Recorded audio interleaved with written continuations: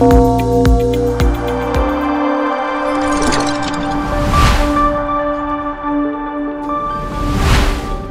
Business today रे आजिर मुख्य खबर आरंभ हेबाको जाउछि अंतर्जातीय खणी और भित्तिभूमि एक्सपो। बीएमसी को 1001 कोटी बजेट। राज्य सरकार आणिबे होम स्टे स्कीम। प्रति जिल्ला रे खोलिबो कैंसर डे केयर सेंटर। राज्य रे खोलिबो national gallery of modern art रो चतुर्थ केंद्र।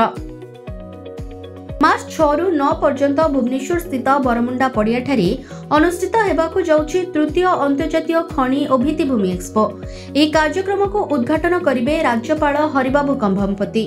4 ଦିନ ଧରି ଚାଲିବାକୁ ଥିବା ଏହି ଇଭେଣ୍ଟ ଦେଶ ବିଦେଶର ଖଣି ନିର୍ମାଣ ଭିତ୍ତିଭୂମି ଶିଳ୍ପର ଅଂଶୀଦାର ମାନେ ଯୋଗଦେବେ ବୋଲି ଆୟୋଜକ ଫ୍ୟୁଚରଏକ୍ସ ଗ୍ରୁପ ପକ୍ଷରୁ ସୂଚନା ମିଳିଛି। 100 ଦେଶର ପ୍ରତିନିଧି 300 ରୁ ଊର୍ଦ୍ଧ୍ୱ ବିଶ୍ୱସ୍ତରୀୟ कंपनी ଏଠାରେ ଯୋଗଦେବାକୁ ଥିବା ବେଳେ ଏବେ ସୁଦ୍ଧା 7000 ରୁ ଊର୍ଦ୍ଧ୍ୱ ପଞ୍ଜୀକରଣ ହସ୍ତଗତ ହୋଇଛି। भुवनेश्वर द्रुत जनसंख्या वृद्धि को आखिरे रखी बीएमसी ड्रेन और परिमल को गुरुत्व देछि। 2025-26 आर्थिक वर्ष रे 1001 कोटी टंकार बजेट को अनुमोदन देछि कॉर्पोरेशन। एथिपाई राजस्व अनुदान एवं सब्सिडी रु 469 कोटी टंका मिलिबो बोली आकलन करा जायतिबा बेले पुंजीभुक्त अनुदान रु 255 कोटी एवं राजस्व और अन्य आय रु 280 कोटी मिलिबो। एकाम्र प्रकल्प ड्रेन एवं अन्य प्रकल्प पाई बीएमसी घरोई जमी किणिब। रक्षणाबेक्षण एवं विभिन्न प्रकल्प निर्माण बाबदरे मोट 301 कोटी टंका खर्च हेबो। गोष्ठी सहभागितारे राज्यर पर्यटन क्षेत्रर द्रुत अभिवृद्धि संभव। गोष्ठी विकास को राज्य सरकार सर्वोच्च प्राथमिकता देउछन्ति बोली मतव्यक्त करिसेंति उपमुख्यमंत्री। ओडिशा होम स्टे नीति द्वारा गोष्ठी भित्तिक पर्यटन को त्वरान्वित करने लक्ष्य बोली प्रकाश करिसेंति उपमुख्यमंत्री श्रीमती प्रभाती परिडा। षष्ठ ओडिशा ट्रावेल बजार उद्यापनी कार्यक्रम को संबोधित करी उपमुख्यमंत्री कहिसेंति जे राज्य रे होम स्टे स्कीम कार्यकारी हेले पर्यटक माने खांटी ओडिया आतिथेयतार अभिज्ञता नै पारिबे।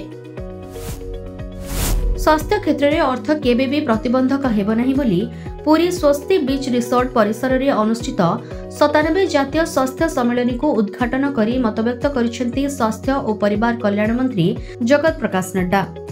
एही अवसर में मुख्यमंत्री माझी कहिसेंति जे समस्त व्यक्ति विशेष को गुणात्मक स्वास्थ्य सेवा जोगाइबा पई सहर और ग्रामांचल रे थिबा 7358 पीएचसी और स्वास्थ्य उपकेंद्र को आयुष्मान आरोग्य मंदिर भावे विकसित करा जिवो। यह व्यतीत राज्य में 1338 आयुष्मान आरोग्य मंदिर स्थापन हेबा सहित 5000 डाक्तर पदवी पूरण करने को नुआ नियुक्ति हेबो। ओडिशा रे खूब शीघ्र प्रतिष्ठा हेबो national gallery of modern art रो चतुर्थ केंद्र। ललित कला एकाडेमी ठारे चलिथिबा Utkalika a show of modern art प्रदर्शनी रो उद्यापनी समारोह रे एहा प्रकाश करिसेंति मुख्यमंत्री।